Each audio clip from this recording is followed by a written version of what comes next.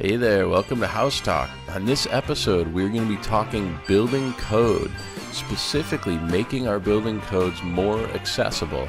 We've got Scott Reynolds with us. He is the founder of UpCodes, an amazing online resource where you can look up building codes, and their whole business model is around looking up and sharing building codes more accessible to all of us. So really excited to have you here, Scott. Thanks for coming and welcome to the show.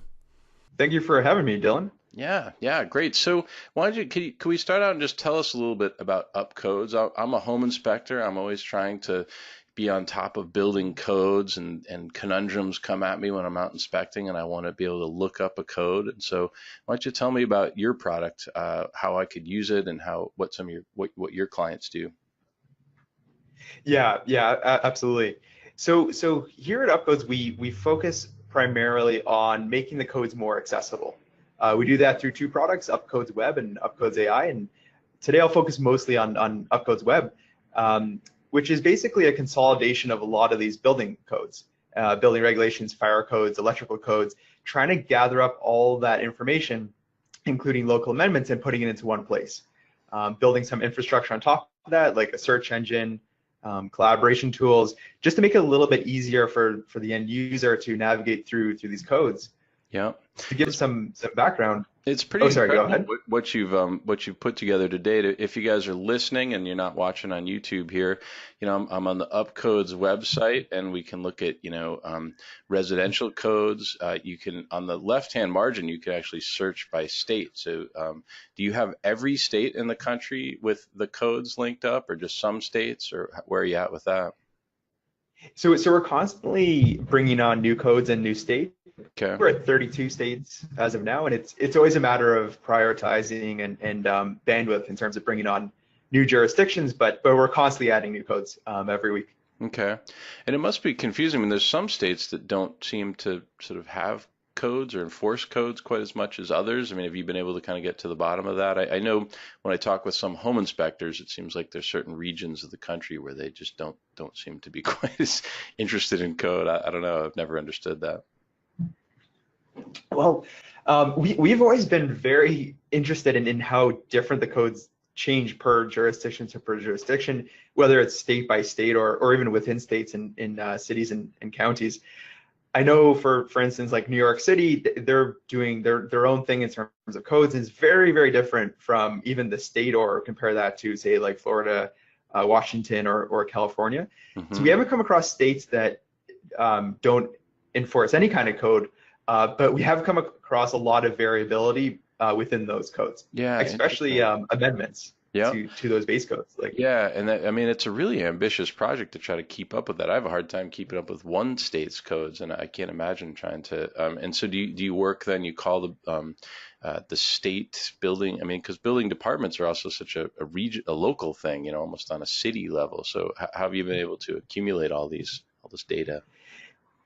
Yeah, so it's a combination of a little bit of tech product that kind of happens in the background in terms of monitoring different websites and gathering together a lot of information, but ultimately a lot of it is just manual, and exactly like you said, calling up the departments, trying to get understanding what codes, what adoptions are going to happen in the future, so we get a little bit of a lead time, and not everything is available online, so sometimes you do have to just pick up the phone or drop by the department to get some of the documents, get some of the information. Wow. So it ends up being a very kind of strong mix or hybrid. Amazing. Yeah. Automated and manual work. That's an incredible amount of work. And so, who do you feel like your user is? Who is UpCodes designed for specifically? So my background is in architecture. So I actually studied in an architecture school and worked as an architect for a couple of years. And that's kind of where we started. And I'd say, like, today, still a large portion of our user base is architects, but it's expanded considerably beyond that. Mm-hmm. So we have architects, home inspectors like yourself, plans examiners, engineers, and tradespeople. Mm-hmm. So people like roofers, plumbers, and electricians. Those are kind of the core users. Mm-hmm. Then, of course, we have a lot of homeowners who are doing DIY projects, and even lawyers that deal with a lot of insurance claims. Yeah, it's amazing. So again, if you're just listening here, we're on the UpCodes homepage. On the left side, you can figure out what state you're in. And then, we've got residential code, mechanical code, fire code, gas code, energy conservation code. It's really amazingly comprehensive. I was thinking I might try to, if everyone's into it, we could just show you a few things of how I've used UpCodes before. Um, let's see, this is an inspection I did. And so we could scroll to, this was sort of a major concern of mine. It was a new construction, and it seemed to me as though they had built the air handler for the ducted ductless heat pump system in the attic before they put the access in. So there was really, it looked to me like not nearly enough room to get this big air handler back out of the attic.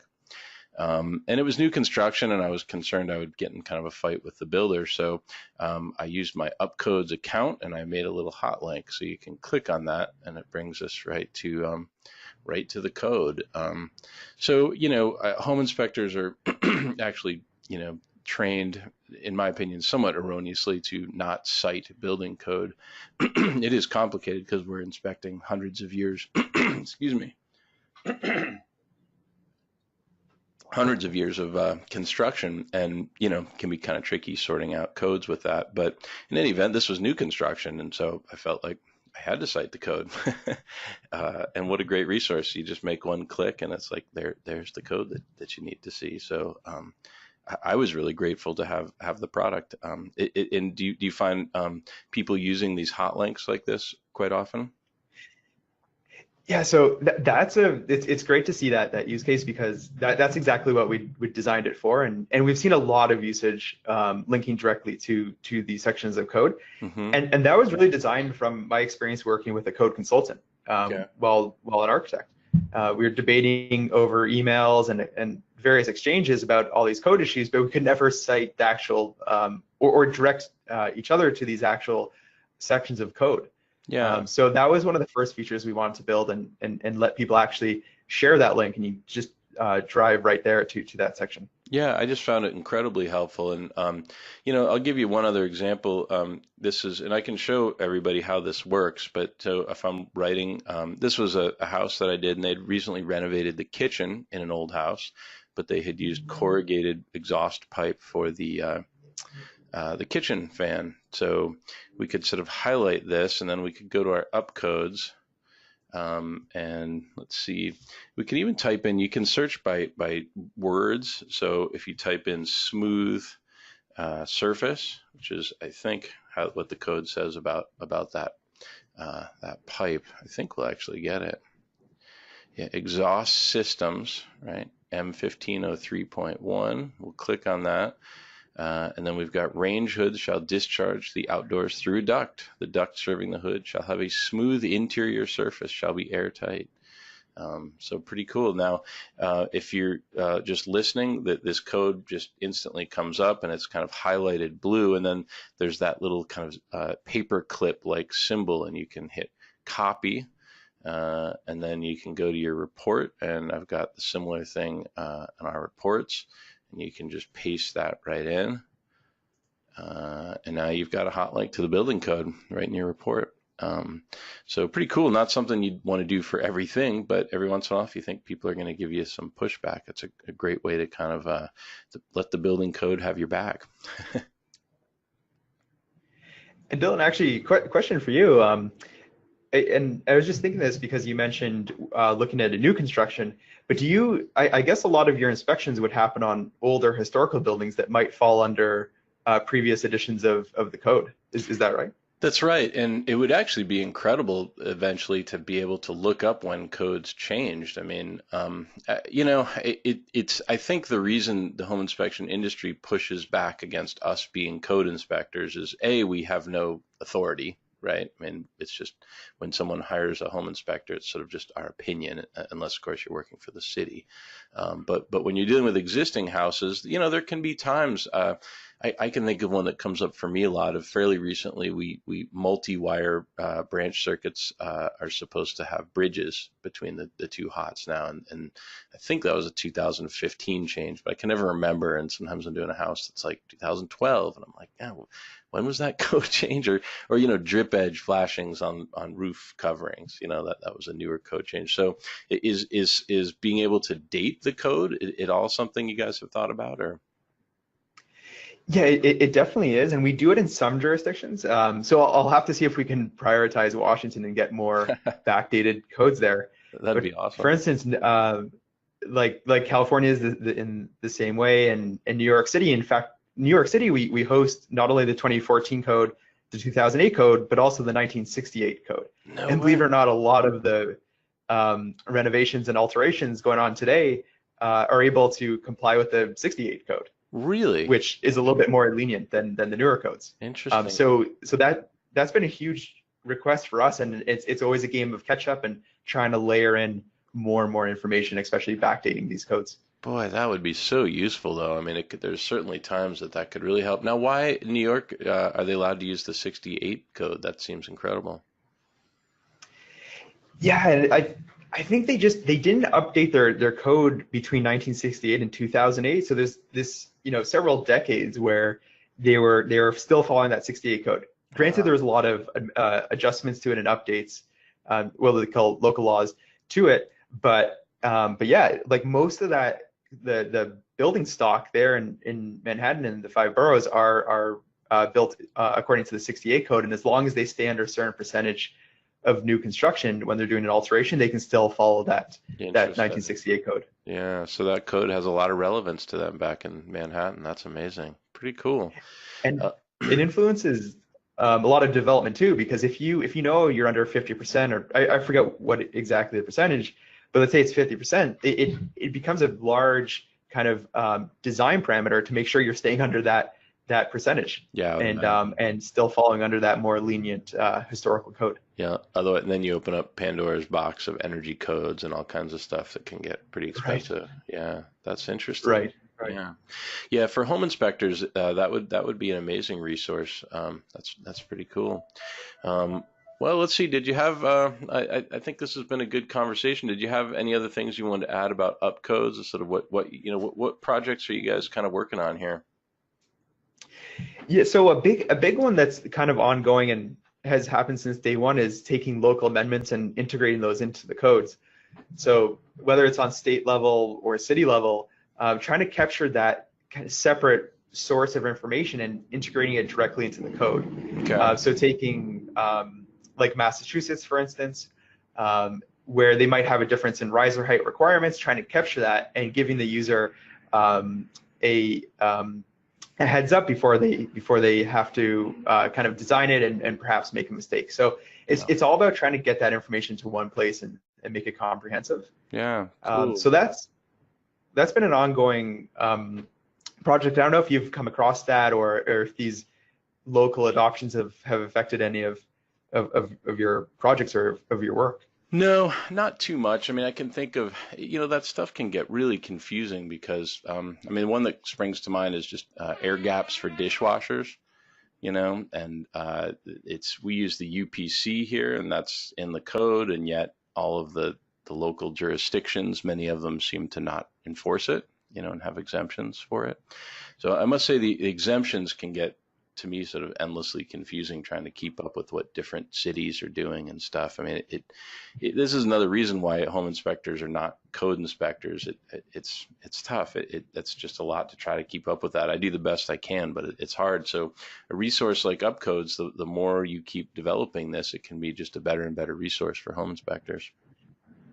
Yeah, and it's great to hear. And hopefully the mobile optimized website will be helpful as well. We got a lot of requests early on. Do you guys have a date for launching that? Well, so today the website is optimized for the mobile phone or tablets. Okay. And then ideally we'll have a native app like an iOS or an Android app sometime in the near future. No firm date there yet. Okay. But for a lot of I think the use cases mentioned today, like you're on site and you need to pull up some code, whether you're debating with an inspector or a builder, just having that code at your fingertips that you can rapidly pull up and show and talk about. So we do have that optimized website today, and then ideally sometime in the near future we can roll out a more native app. That would be fabulous. We're just completing our mobile app right now too. Maybe we can integrate. I'd love to be able to just Fantastic. Be in my software and be able to look up all the codes that I want. Would be phenomenal. Oh, that'd be great. Yeah, we should absolutely talk more. Yeah, that's great. Well, again, this great conversation with Scott Reynolds, and he is from UpCodes, and they have a really fantastic service. You subscribe to the service, right? You pay a monthly fee to be able to access all the building codes. So we actually have two tiers. So there's a free and a paid tier. Mm-hmm. The free tier you can actually access and view all the codes for free. Mm-hmm. So all the codes have always been for free, but built on top of that kind of foundation are the premium features. So things like the search engine, collaboration tools like the ability to comment and mark up the code and create project pages. That becomes the paid tier or the premium tier. Okay. Yep. Yeah. I know I'm a premium tier subscriber because I've appreciated being able to look up the building codes. It's just another great resource to have. So, well, again, thanks for your time today, Scott. Really appreciate it. Great to have a look at UpCodes, and congrats on how far you've gotten it. And I look forward to continued progress on it. It's impressive. Well, thanks for having me. It's great to share the product. All right. Take care. Cheers. You too. Thanks, Dylan. As always, a thanks to our sponsor, the Confident House Hunter, a great resource for home buyers and real estate agents for getting out in front of the home inspection, for Dylan Chalk House Talk for hosting the podcast, and also for the best home inspection software in the industry, Scribeware. Really appreciate your support. Thanks for watching.